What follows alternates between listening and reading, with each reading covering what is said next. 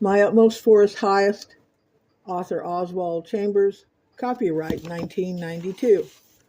Learning about His ways. When Jesus finished commanding His 12 disciples, He departed from there to teach and preach in their cities. Matthew 11:1. He comes where He commands us to leave.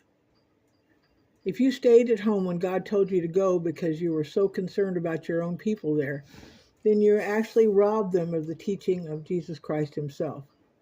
When you obeyed and left all the consequences to God, the Lord went into your city to teach. But as long as you were disobedient, you blocked His way.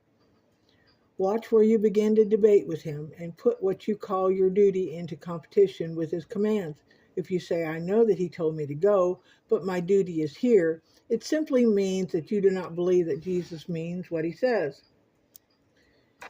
He teaches where He instructs us not to teach.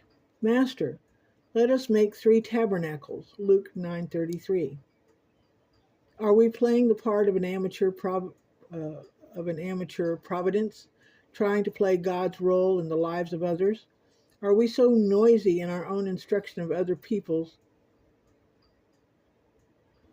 that God cannot get near them? We must learn to keep our mouths shut and our spirits alert. God wants to instruct us regarding His Son, and He wants to turn our times of prayer into mounts of transfiguration.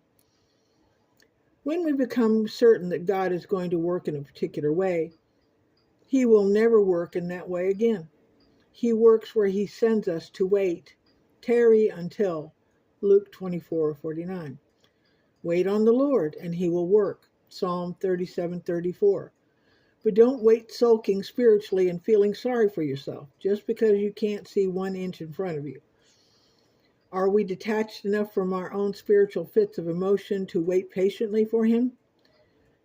Waiting is not sitting with folded hands doing nothing, but it is learning to do what we are told. There are some of the facets of His ways that we rarely recognize. The teaching of adversity. In the world you will have tribulation, but be of good cheer. I have overcome the world. John 16:33. The typical view of the Christian life is that it means being delivered from all adversity, but it actually means being delivered in adversity, which is something very different. He who dwells in the secret place of the Most High shall abide in the shadow of the Almighty. No evil shall befall you, nor any plague come near your dwelling. Psalm 91:1 and 10. The place where you are one with God. If you're a child of God, you will certainly encounter adversities, but Jesus says you should not be surprised when they come. In this world you will have tribulation, but be of good cheer. I have overcome the world. He is saying, there is nothing for you to fear. The same people who refuse to talk about their adversities before they were saved often complain and worry after being born again because they have the wrong idea of what it means to live the life of a saint. God does not give us overcoming life. He gives us life as we overcome. The strain of life is what builds our strength. If there is no strain, there is no strength. Are you asking God to give you life, liberty, and joy?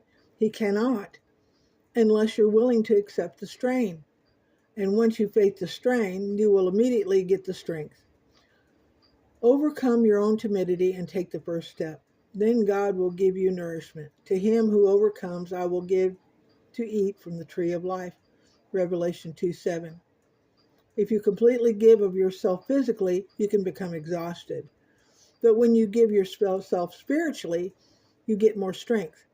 God never gives us strength for tomorrow or for the next hour, but only for the strain of the moment. Our temptation is to face adversities with the standpoint of our own common sense. But a saint can be of good cheer even when seemingly defeated by adversities, because victory is absurdly impossible to everyone except God.